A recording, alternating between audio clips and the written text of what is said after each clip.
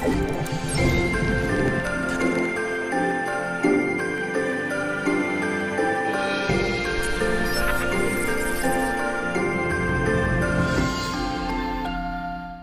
Friends, welcome to our YouTube channel JCM study centres.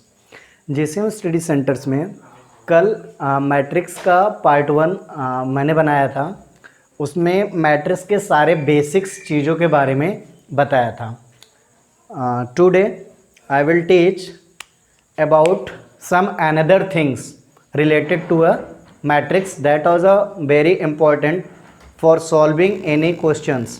Okay, अब हम लोग क्या करते हैं, उसके आगे पढ़ते हैं कि मैट्रिक्स के सेकंड पार्ट में हम लोग को क्या पढ़ना है। अभी कुछ थोड़े बहुत टाइप्स बचे हैं, उसके बाद हम लोग क्या करेंगे, क्वेश्चन सॉल्व करेंगे। ठीक है, तो अभी हम लोगों ने उस दिन क्या पढ़ा था कि मैट्रिक्स क्या है, मैट्रिक्स का ऑर्डर कैसे फाइंड करते हैं। पार्ट 1 मैंने क्या क्या बता चुका हूँ आपको। मैट्रिक्स क्या है, मैट्रिक्स के ऑर्डर कैसे फाइंड आउट किए जाते हैं, किसको रो बोलते हैं, किसको कॉलम बोलते हैं, टाइप्स ऑफ मैट्रिक्स क्या है, आइडेंटिटी मैट्रिक्स क्या है, जीरो मैट्रिक्स क्या है, नल मैट्रिक्स किसको बोलते हैं, स्केलर मैट्रिक्स क्या है, डायगोनल मैट्रिक्स क्या है, रो मैट्रिक्स क्या है, कॉलम मैट्रिक्स क्या है। इन सभी चीज़ों के बारे में हम लोगों ने पढ़ा था। ओके, अब हम लोग उसके आगे फर्दर आगे चलते हैं। ठीक है, हम लोग एक बात करना चाहते हैं, हम लोग अब बात करते हैं कि मल्टीप्लिकेशन ऑफ अ मैट्रिक्स। ठीक, देखिए अभी हम लोग थोड़ा सा बात कर लेते हैं एडिशन ऑफ अ मैट्रिक्स। सबसे सरल चीज़ होती है addition. Addition of a matrix सबसे सरल होता है। एलिमेंट मैंने बताया था A11, A12, A13, A21, A22, A23, A31, A32, A33। That's all are the element of any matrix. कि ये सभी किसी भी मैट्रिक्स के क्या हैं, एलिमेंट हैं। तो अगर दो मैट्रिक्स मान लो दे दिया, let matrix A, okay, addition की बात करते हैं हम। Let matrix A equal to क्या है, 1 2 3 4, okay, and matrix B equal to क्या है, 1 7 6 8, okay, no problem. Let matrix A है, मैट्रिक्स बी है। सबसे बड़ा टफ काम क्या होता है मैट्रिक्स में, टफ नहीं होता है, थोड़ा सा लॉजिकल होता है। मैट्रिक्स का मल्टीप्लिकेशन थोड़ा सा लॉजिकल होता है, एडिशन बहुत सरल होता है। ये A11 है, first row first column, A12, A21, A22, A11 है, ये A12 है, A21 है, A22 है। A11 को A11 से जोड़ दीजिए, A22 को A22 से जोड़ दीजिए। इसका मतलब नहीं समझे आप, चूंकि ये A है इसके सारे एलिमेंट क्या कहे जाएंगे, AIJ, ओके, इसके सारे एलिमेंट AIJ कहे जाएंगे। और चूंकि ये मैट्रिक्स B है, इसके सारे एलिमेंट क्या कहे जाएंगे, BIJ कहे जाएंगे। इन दोनों को आपस में आप जोड़ के किसी एक मैट्रिक्स में डाल दो, वो इसका एडिशन हो जाएगा। जहां पे और I की वैल्यू क्या होगी, अगर I की वैल्यू मैं 1 लेता हूं, J की वैल्यू 1 लेता हूं, अगर I की वैल्यू 1 लिया, J की वैल्यू 1 लिया, तो क्या हो जाएगा, A11, I की वैल्यू 1 लिया, J की वैल्यू 1 लिया, B11, A11 क्या हो गया 1, B11 क्या हो गया 1, क्या आ गया 2। तो जो मैट्रिक्स बनेगा 1 1 क्या हो गया 2, 2 7 9, 3 6 9, 4 8 12। ये आपका क्या होता है, addition of a matrix. Okay, इसको हमने क्या बताया, ये आपका एडिशन ऑफ अ मैट्रिक्स होता है। अब हम लोग बात करते हैं कि मल्टीप्लिकेशन ऑफ अ मैट्रिक्स की बात करते हैं। इसको हम लोग क्या बोलते हैं, ये आपका था एडिशन ऑफ मैट्रिक्स। ये आपका क्या था, एडिशन ऑफ मैट्रिक्स। ओके, अब हम लोग बात क्या करते हैं, multiplication of matrix. Multiplication of matrix, okay, हम लोग मल्टीप्लिकेशन को भी टेंशन नहीं लेना है, किन दोनों मैट्रिक्स का मल्टीप्लिकेशन होगा, किसका मैट्रिक्स किन दोनों मैट्रिक्स का मल्टीप्लिकेशन संभव नहीं है, दोनों आपको बताते हैं। मान लो एक मैट्रिक्स है, ठीक है, मान लो एक मैट्रिक्स क्या है, A1, A11, A12, A21, A22, ठीक। एक मैट्रिक्स और है जिसका क्या है, मान लो B11 है, B12 है, B21 है और B22 है, ठीक। मान लो इसका ऑर्डर m क्रॉस n है, ठीक है। और इसका आर्डर क्या होता है, n क्रॉस p है। अगर ये कंडीशन होगी तभी मैट्रिक्स का मल्टीप्लिकेशन संभव है। इसका मतलब जो पहला वाला मैट्रिक्स है उसमें जो नंबर ऑफ कॉलम होगा, पहले वाले मैट्रिक्स का नंबर ऑफ कॉलम, पहले वाले मैट्रिक्स का नंबर ऑफ कॉलम दूसरे वाले मैट्रिक्स के नंबर ऑफ रो के बराबर होना चाहिए। क्या होना चाहिए, नंबर ऑफ रोज के बराबर होना चाहिए। पहले वाले मैट्रिक्स के number of column equal to दूसरे वाले मैट्रिक्स के नंबर ऑफ रो के बराबर होगा, तभी मल्टीप्लिकेशन हो पाएगा, अदरवाइज मल्टीप्लिकेशन नहीं होगा। Okay, that is the condition of multiplication of A matrix. अगर कोई दो मैट्रिक्स दिया है तो पहले वाले मैट्रिक्स की आप कॉलम देखो कितनी है, दूसरे वाले मैट्रिक्स की नंबर ऑफ रो देखो, अगर दोनों आपस में बराबर हैं तभी उसका मल्टीप्लिकेशन होगा, अदरवाइज मल्टीप्लिकेशन नहीं होगा। अब हम लोग बात करते हैं कि ट्रांसपोज ऑफ अ मैट्रिक्स। क्या बात करते हैं, ट्रांसपोज क्या है। अब हम लोग बात करते हैं ट्रांसपोज ऑफ मैट्रिक्स, किसी भी मैट्रिक्स का ट्रांसपोज कैसे निकालते हैं। ठीक है, कोई भी मैट्रिक्स है, मान लो ए, क्या है 1 2 3 4 5 6, ये एक मैट्रिक्स है 1 2 3 4 5 6, कोई भी मैट्रिक्स है, इसका हमें क्या निकालना है, ट्रांसपोज निकालना है। कोई भी मैट्रिक्स की जब ट्रांसपोज निकालते हैं उसको ए डैश, अगर मैट्रिक्स ए है तो उसका ट्रांसपोज क्या होगा, ए डैश होगा। अगर मैट्रिक्स का नाम बी है तो उसका ट्रांसपोज क्या होगा, बी डैश होगा। अगर मैट्रिक्स का नाम सी है तो उसका ट्रांसपोज क्या होगा, सी डैश होगा। तो किसी भी मैट्रिक्स का ट्रांसपोज क्या है, ए का ट्रांसपोज क्या, ए डैश। जो रो है, रो को कॉलम में कन्वर्ट कर दो, उसका ट्रांसपोज निकल जाता है। रो क्या है 1, इसको ऐसे न लिख के ऐसे लिख दो, मतलब ऐसे न लिख के ऐसे लिख दो 1 2 3 4 5 6, ये रहा उसका ट्रांसपोज मैट्रिक्स। बात समझ में। अगर कोई मैट्रिक्स ए है उसका ट्रांसपोज निकालना है तो ये रो में लिखा है, रो को पकड़ो उसको कॉलम में लिख दो, रो को पकड़ लो, पहले वाले रो को पकड़ो उसको कॉलम में लिख दो, फिर दूसरे वाले रो को पकड़ो उसको कॉलम में लिख दो, तो जो मैट्रिक्स बनता है उसी को ही बोलते हैं ट्रांसपोज ऑफ अ मैट्रिक्स। दो क्वेश्चन और पूछा जाता है, एक होता है सिमेट्रिक मैट्रिक्स किसको बोलते हैं, एक होता है एसिमेट्रिक मैट्रिक्स क्या होता है। ठीक है, symmetric matrix SYM symmetric matrix. Symmetric matrix क्या होता है, सिमेट्रिक मैट्रिक्स का रूल होता है अगर किसी भी मैट्रिक्स का ट्रांसपोज उस मैट्रिक्स के बराबर होता है उसको ही क्या बोलते हैं, सिमेट्रिक मैट्रिक्स बोलते हैं।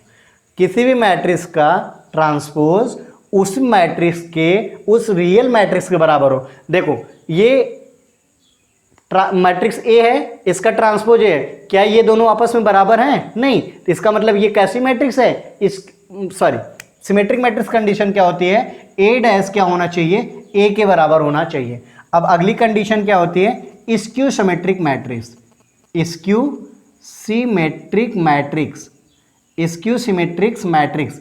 ये क्या होता है, किसी भी मैट्रिक्स का ट्रांसपोज निकालो और उस मैट्रिक्स में माइनस साइन से मल्टीप्लाई करने के बाद बराबर आए तो इसको बोलते हैं स्क्यू सिमेट्रिक मैट्रिक्स। किसी भी मैट्रिक्स का ट्रांसपोज निकालो और उस जो रियल मैट्रिक्स हो उसमें माइनस से मल्टीप्लाई करने के बाद अगर ये दोनों एक दूसरे के बराबर आते हैं, इसको बोलते हैं स्क्यू सिमेट्रिक मैट्रिक्स। और किसी भी मैट्रिक्स का ट्रांसपोज निकालो, अगर वो उस रियल मैट्रिक्स के बराबर आ जाए उसको बोलते हैं सिमेट्रिक मैट्रिक्स। अब हम लोग बात करते हैं ऑर्थोगोनल मैट्रिक्स क्या होता है। ऑर्थोगोनल मैट्रिक्स क्या होता है, क्या बात करते हैं हम लोग, ऑर्थोगोनल मैट्रिक्स क्या होता है। ठीक है, ऑर्थोगोनल मैट्रिक्स हमें निकालना है।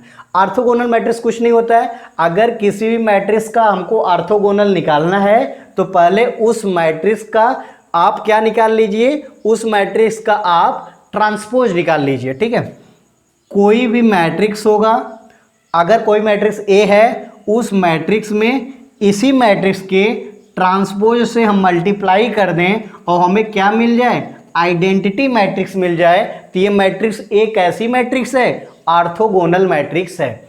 अगर कोई मैट्रिक्स, मान लिया मैंने, मेरे पास कौन सी मैट्रिक्स है, ए, तो उसका ट्रांसपोज मैंने आपको क्या बताया है, ए डैश।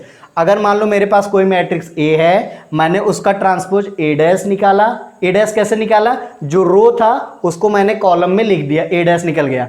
अगर कोई मैट्रिक्स मेरे पास ए है, मैंने उसका क्या निकाला, ट्रांसपोज मैट्रिक्स ए डैश, और दोनों को आपस में मल्टीप्लाई कर दिया और हमको क्या मिल गया, आइडेंटिटी मैट्रिक्स। आइडेंटिटी मैट्रिक्स मैंने पार्ट 1 में बताया था, जिसके मेन डायगोनल क्या होने चाहिए, यूनिट होने चाहिए, और मेन डायगोनल को छोड़ के सारे एलिमेंट क्या होने चाहिए, जीरो होने चाहिए। अगर ऐसी कंडीशन राइट हैंड साइड में आती है, इसको हम लोग क्या बोलते हैं, ऑर्थोगोनल मैट्रिक्स बोलते हैं। अब हम लोग क्या करते हैं, एक क्वेश्चन कर लेते हैं, एक क्वेश्चन करते हैं। अब हमारा कुछ विशेष पार्ट नहीं बचा है, अब हमारा लोग का मैट्रिक्स में कुछ नहीं बचा है, केवल करना क्या है, हम लोग को क्वेश्चन करना है। अब हमारा लोग को क्वेश्चन सेशन चलेगा। क्वेश्चन सेशन के अलावा जितने भी बेसिक्स थे, जितने भी, ये कौन सी मैट्रिक्स है, स्क्यू सिमेट्रिक मैट्रिक्स कब बोलते हैं, सिमेट्रिक मैट्रिक्स कब बोलते हैं, ट्रांसपोज कैसे निकलता है, ऑर्थोगोनल क्या है, मल्टीप्लिकेशन ऑफ मैट्रिक्स होगा कि नहीं होगा, ये बहुत बड़ा डाउट होता है, उसको कैसे दूर करें, एडिशन क्या होता है, मैंने सारी चीज़ें क्या कर दी हैं, बता दी हैं। अब बात करते हैं, एक क्वेश्चन है, क्वेश्चन तुम्हारा ये है, एक्स और वाई, एक्स वाई, क्वेश्चन क्या है, एक्स वाई, यहाँ पे क्या है, 3y है, ये तुम्हारा क्या है, x है, ये तुम्हारा क्या है, 1 2 है, और ये तुम्हारा क्या होता है, 3 और 5 है। तो x और y की वैल्यू फाइंड करना है। ओके, अच्छा अब चीज देखना तुम लोग को, यहाँ पे कौन सी कंडीशन है, मल्टीप्लिकेशन वाली कंडीशन है। अब मल्टीप्लिकेशन इसका होगा कि नहीं होगा, कंडीशन क्या होनी चाहिए, जो पहली वाली मैट्रिक्स है उसका नंबर ऑफ कॉलम दूसरे वाले मैट्रिक्स के नंबर ऑफ रो के बराबर होना चाहिए। तो पहले मैट्रिक्स का नंबर ऑफ कॉलम क्या है, ये रो है, कितना रो है, 2 रो है, कॉलम कितना, 2, माने पहली वाली मैट्रिक्स के नंबर ऑफ कॉलम कितना है, 2। अब दूसरी मैट्रिक्स का नंबर ऑफ, पहली मैट्रिक्स का नंबर ऑफ कॉलम दूसरी मैट्रिक्स के नंबर ऑफ रो के बराबर होना चाहिए। दूसरी मैट्रिक्स का नंबर ऑफ रो कितना है, 2, 2 2 बराबर, इसका मतलब मल्टीप्लाई हो जाएगा। अब हम लोग मल्टीप्लाई इसका करते हैं, देखना पहले इसका इसमें करते हैं, इसका इसमें किया जाता है, x मल्टीप्लाई 1 क्या हो जाएगा, x मल्टीप्लाई 1, फिर प्लस इसका इसमें किया जाता है, y मल्टीप्लाई 2, इसका इसमें किया जाता है, x multiply 1 plus y multiply 2। पहले आप एक रो को उठाओ, उसको कॉलम के सारे एलिमेंट से मल्टीप्लाई करके ही छोड़ो, खत्म हो गया। अब हम लोग क्या करते हैं, दूसरा रो उठाएंगे, इसको कॉलम के सभी एलिमेंट से मल्टीप्लाई करेंगे, इसको उठा के इससे मल्टीप्लाई करो, 3y multiplied 1 plus x multiplied 2, ये हो गया। और यहाँ पे क्या हो गया तुम्हारा, 3 इंटू 5 हो गया। x इंटू 1 क्या होता है, तुम्हारा x होता है, प्लस y इंटू 2 मतलब 2y, 3y और प्लस 2x, कितना आ गया आपका 3, और ये आपका आ गया 5। कंपेरेबिलिटी, हम लोगों ने एक चीज़ पढ़ा है, matrix of a comparability. Comparability क्या होगी, जब नंबर ऑफ रोज क्या होने चाहिए, दोनों में बराबर हो जाने चाहिए। अब इसका कंपेयर इससे कर दो, x प्लस 2y कितना हो जाएगा आपका, 3 हो जाएगा। यहाँ पे क्या होगा, 3y प्लस 2x की वैल्यू क्या हो जाएगी, 5 हो जाएगी। ये आपका इक्वेशन 1 हो गया, ये आपका इक्वेशन 2 हो गया। अब 2 इक्वेशन है, 2 अननोन है, सॉल्व करके एक्स वाई की वैल्यू निकालते हैं। अगर मैं इसमें 2 से मल्टीप्लाई कर दूं, माने v multiply from 2 in equation 1, equation 1 2 से मल्टीप्लाई कर दो, 2 से मल्टीप्लाई कर दो कितना हो जाएगा, 2x प्लस 4y बराबर 6। इक्वेशन 2 में x के नीचे x लिख दो, 2x plus 3y equal to 5, एक दूसरे को क्या कर दो, सब्ट्रैक्ट कर दो, कट गया। 4 में 3y है, y की वैल्यू कितनी आ गई, 1 आ गई, y की वैल्यू 1 आ गई। किसी भी इक्वेशन रख दो, चाहे 1 में रख दो, चाहे 2 में रख दो, x की वैल्यू निकल जाएगी। इसमें रख दो, क्या हो जाएगा, x plus 2 multiplied y equal to 3, x plus 2 equal to 3, x equal to 1, x की वैल्यू 1 आ गई, y की वैल्यू 1 आ गई। अगर आपको जांच करना है किसी भी वैल्यू में रख दो, x की वैल्यू कितनी हो गई 1, y की वैल्यू कितनी हो गई 1, मतलब 1 प्लस 2 इक्वल टू 3, इसका मतलब मेरी वैल्यू सही है। अब हम लोग को क्या बचा है, थोड़ा सा इस पर डिस्कशन हम लोग कर लेते हैं। अब हम लोग को केवल ये बचा है कि एलिमेंट्री प्रोसेस से उसका ए इनवर्स कैसे निकाला जाता है। हम लोग को केवल मैट्रिक्स में एक चीज़ बचा है कि किसी भी मैट्रिक्स का, कोई भी मैट्रिक्स दिया है, मान लो ये मैट्रिक्स दिया है, इसका ए इनवर्स कैसे निकालते हैं, इनवर्स मैट्रिक्स, वो भी किस प्रोसेस से, एलिमेंट्री प्रोसेस से। Find the inverse matrix of any given matrix by elementary process. Elementary process हमें क्या निकालना होता है, उसका ए इनवर्स निकालना होता है। केवल यही एक टॉपिक मेरा बचा है। आगे मैंने सारे बता दिए, मैट्रिक्स क्या है, टाइप्स ऑफ मैट्रिक्स क्या होता है, एडिशन क्या है, कंपेरेबिलिटी कैसे, कंपेरेबिलिटी कैसे किया जाता है, इसका इससे ये इसके बराबर हो जाएगा, ये इसके बराबर हो जाएगा, कंपेरेबिलिटी कैसे किया जाता है, ऑर्थोगोनल मैट्रिक्स क्या है, स्क्यू सिमेट्रिक मैट्रिक्स क्या है, सिमेट्रिक्स मैट्रिक्स क्या होता है, ट्रांसपोज ऑफ अ मैट्रिक्स कैसे निकलता है, मल्टीप्लिकेशन ऑफ अ मैट्रिक्स की क्या कंडीशन होती है, एडिशन कैसे होता है, मैंने सारी चीज़ें आपको बताई है। बस केवल मैट्रिक्स में एक चीज़ बची है जो कि पार्ट 3 में बताएंगे, अगले लेक्चर में बताएंगे। और उसके बाद जहाँ तक हमें भी उम्मीद है कि ये जो मैट्रिक्स का टॉपिक उठाया गया है ये तीनों पार्टों में क्या हो जाएगा, कंप्लीट हो जाएगा। आप लोग को एक क्वेश्चन दे दिया जाता है, आप लोग को क्वेश्चन दे दिया जाता है कि अगर इफ एक मैट्रिक्स क्या है 1 -1 -1 1, एक मैट्रिक्स ए है एंड एक मैट्रिक्स क्या है बी, बी क्या है 1 1 1 1, ठीक है। एक मैट्रिक्स क्या है ए 1, क्वेश्चन है ये आप लोग को दिया जाता है करने के लिए। एक मैट्रिक्स ए है 1 -1 -1 1, दूसरा मैट्रिक्स क्या है बी 1 1 1 1। प्रूव क्या करना है कि इन दोनों मैट्रिक्स का जो मल्टीप्लिकेशन ए बी होगा वो क्या होगा, जीरो मैट्रिक्स होगा। इन दोनों मैट्रिक्स का जो मल्टीप्लिकेशन होगा वो जीरो मैट्रिक्स होगा। जीरो मैट्रिक्स किसको बोलते हैं, जीरो मैट्रिक्स किसको बोलते हैं, जीरो मैट्रिक्स का दूसरा नाम क्या होता है, नल मैट्रिक्स। एक ऐसा मैट्रिक्स जिसके सारे एलिमेंट जीरो होते हैं उसको जीरो मैट्रिक्स बोला जाता है। ये हमने आपको पार्ट 1 में ही पढ़ा दिया था, मैट्रिक्स के पार्ट 1 लेक्चर में ही बता दिया था। ये आपको क्वेश्चन है, हमें उम्मीद है कि आप लोग इसको करेंगे।